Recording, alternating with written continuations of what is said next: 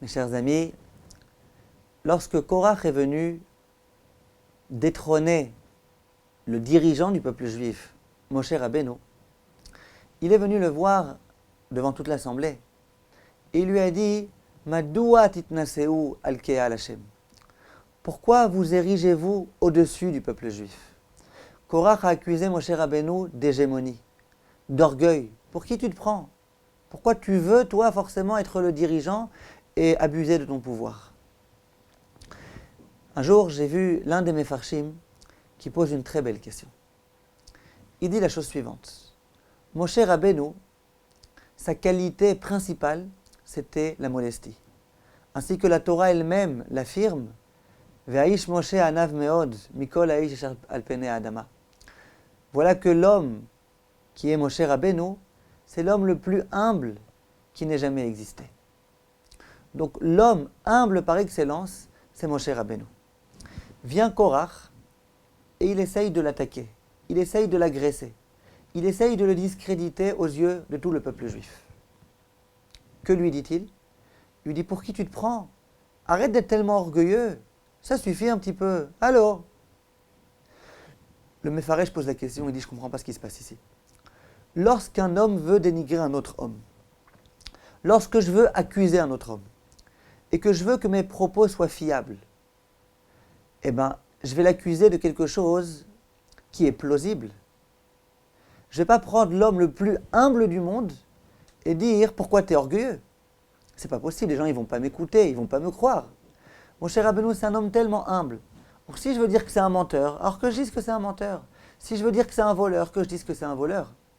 Mais prendre sa qualité majeure et dire une contre-vérité, dire qu'il est tout l'inverse de cette qualité-là, ça ne marche pas, ça ne pourra pas marcher. Alors comment ça se fait que Korach, qui était malgré tout un homme intelligent, au moment où il a voulu dénigrer Moshe Rabbeinu, il a cherché sa qualité pour dire qu'il est tout le contraire de cette qualité. C'est pas possible.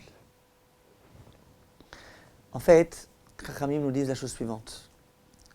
C'est que Korach savait très bien que Moshe Rabbeinu c'était un homme extrêmement modeste et humble. Simplement, il s'est dit la chose suivante. Si jamais je viens voir Moshe Rabbeinu, au vu et au su de toute l'assemblée, et que je lui dis arrête un petit peu d'être orgueilleux, eh bien, les gens ils vont se dire la chose suivante. Que Moshe Rabbeinu, ce n'est pas un grand orgueilleux, ça ils le savent très bien. Mais ils vont se dire que si jamais je l'accuse d'hégémonie, c'est d'une certaine façon qu'il y a un petit peu de vérité dans ce que je dis. Ainsi qu'il est écrit, on le dit même en français, l'adage célèbre, que dans tout mensonge, il y a bien une part de vérité. En hébreu, on dit, si jamais on voit de la fumée, c'est bien qu'il y a du feu quelque part. Korach s'est dit la chose suivante, je vais accuser Moshe Rabbeinu d'hégémonie, d'abus de pouvoir. Les gens, ils ne me croiront pas à 100%, mais ils me croiront malgré tout peut-être à 3%, à 5%, à 6%. Ils se diront, si jamais j'ose l'accuser d'une telle chose, c'est bien qu'il y ait un petit peu de vérité dans ce que je dis, sinon j'aurais jamais osé. C'est dit Korach, si jamais les gens me croient même à 3% ou à 5% ou à 10%, j'ai déjà gagné ce que je souhaitais.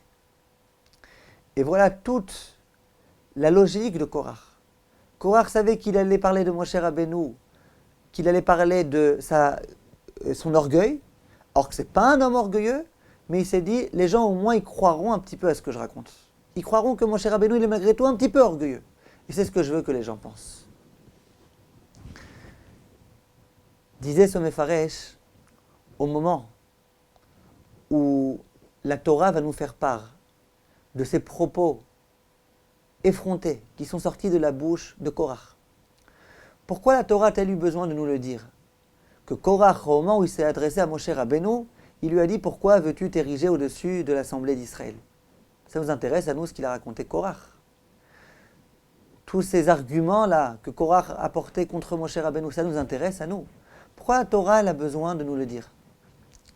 Disait ce commentateur, c'est justement pour qu'on sache que dans toutes les générations, lorsqu'il y aura des grands de la Torah, il y aura aussi des grands détracteurs.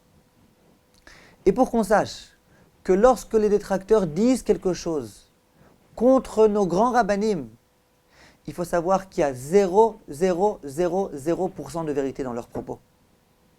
Lorsque je vais entendre un jour quelqu'un qui va parler contre le Rav Steinman, contre le Rav Chaim Kanievski, contre tous nos grands rabbanim, et qui vont dire lui il est ceci, lui il est cela, nous on aurait tendance à se dire, s'il est vrai que nos ennemis mentent un petit peu, mais il y a bien quand même quelque chose, une petite part de vérité dans ce qu'ils disent. Vient la Torah et nous dit que non. Lorsqu'on parle contre nos grands rabbanim, très souvent et toujours, il y a 0% de vérité.